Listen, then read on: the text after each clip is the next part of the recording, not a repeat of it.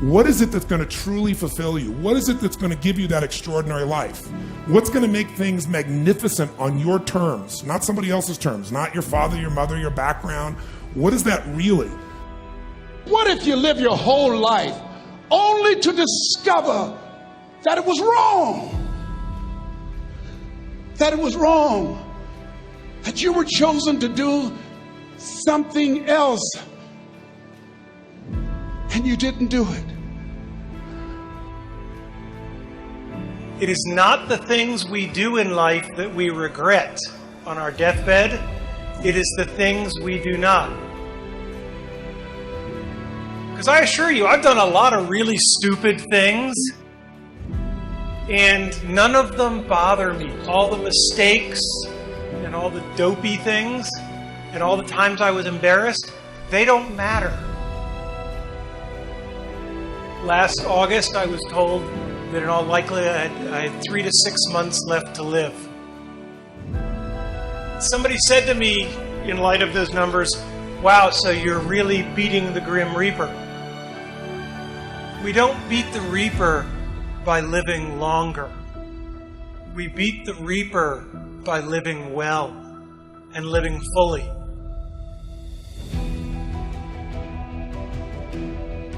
For the Reaper will come for all of us. The question is, what do we do between the time we're born and the time he shows up? Because when he shows up, it's too late to do all the things that you're always going to kind of get around to. As you are responsible for your life.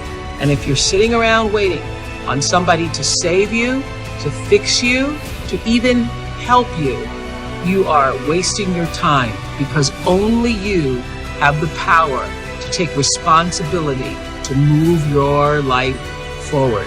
And the sooner you get that, the sooner your life gets into gear.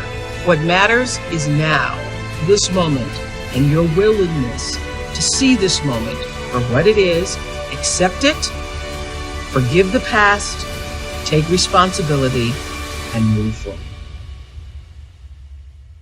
Because in the end, none of us have very long on this earth. Life is fleeting.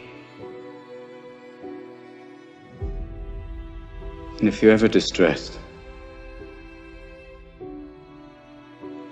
cast your eyes to the summer sky, when the stars are strung across the velvety night, and when a shooting star streaks through the blackness, turning night into day. Make a wish. Think of me. Make your life spectacular.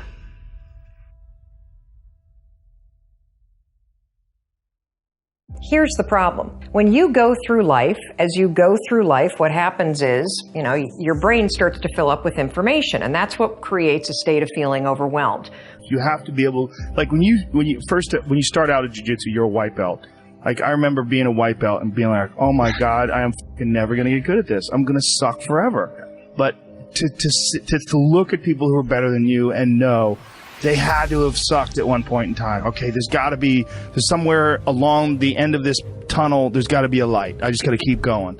Discipline. The thing about self-discipline is that it is necessary for everything you do in your life.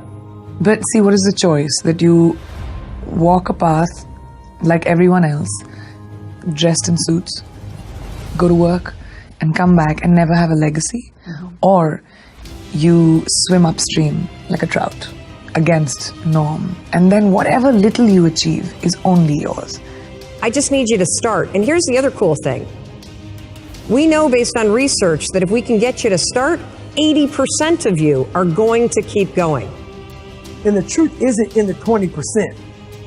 The truth is in this other part of your brain saying, look, man, you're wasting a bunch of percentage here. They want to avoid discomfort. They feel like any kind of exercise is just like something to be avoided. That's not for me. Fuck that. I don't want to sweat. I don't want to strain. And a lot of times, this association that they have is about the beginnings of getting in shape. It's not about once you're actually fit. Because once you're actually fit, exercise is something you look forward to. It's an alleviation of stress. It feels great. And I think that helps with mindset.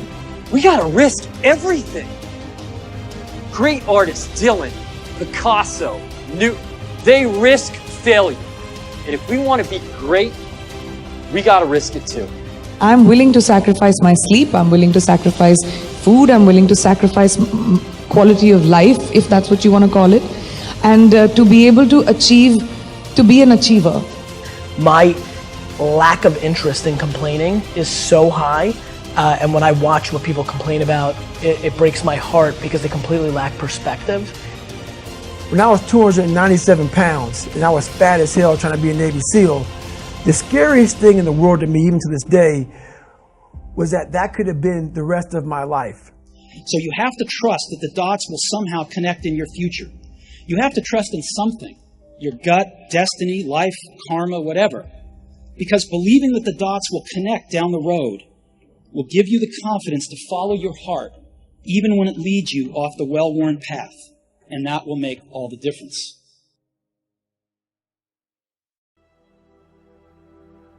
It's a luxury to pursue what makes you happy. It's a moral obligation to pursue what you find meaningful. And that doesn't mean it's easy. It might require sacrifice. If you need to change your job too, let's say you have a family and children and a mortgage, you have responsibilities. You've already picked up those responsibilities. You don't just get to walk away scot-free and say, well, I don't like my job, I quit. That's no strategy. But what you might have to do is you think, well, this job is killing my soul. All right, so what do I have to do about that? Well, I have to look for another job. Well, no one wants to hire me. It's like, okay, maybe you need to educate yourself more. Maybe you need to update your curriculum vitae, your resume. Maybe you need to overcome your fear of being interviewed.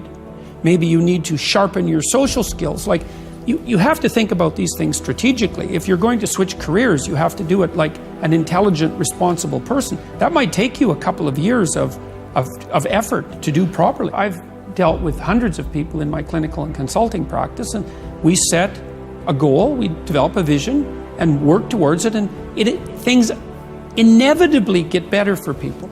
So it's not a luxury, it's difficult. It's a moral responsibility, and it isn't happiness. It's not, the pursuit isn't for happiness. It's a moral responsibility to pursue what is meaningful. Absolutely. Yeah. Charles, I love what I do as a leader and a journalist at Axios. My dream would be to do what I do at 65, 75, let alone 85. How do you do that? How did you make that possible? Like, what is your regimen? Well, the first thing, as another one besides Frederick Douglass of my heroes, Viktor Frankl, put it, ever more people have the means to live, but more meaning for live for. The way you do it is have meaning in your life. And the way you have meaning in your life is you discover your gift. You follow Maslow, what you can be, you must be. And whatever your nature calls you to be, you dedicate yourself to that. So I've dedicated myself to that, to learning every day, trying to find new principles every day, searching for how to better apply the principles we are applying them, and every day try to improve. So I wake up every morning. What time? I get up usually a little before 6, say 5:45. Try to get to the office by 7. And what keeps me going is, I think I can contribute today. And then I work out every day. So you work mind and body, and you have something to look forward to every day. This is the problem. People who just have stuff and don't do that, retired and just fool around. I mean, I wouldn't last a year. I'd been dead long ago. This is where my alma mater, MIT in Latin, it's mind and hand. And so body and mind. And you work those every day, which is what I do. I know how you work your mind. How do you work your body? Well, I work out every afternoon or evening, and for about an hour and a half. You've got a gym here? Yeah, I got a gym in the basement. Yeah, I do cardio, I do mat, core work, and I do weights.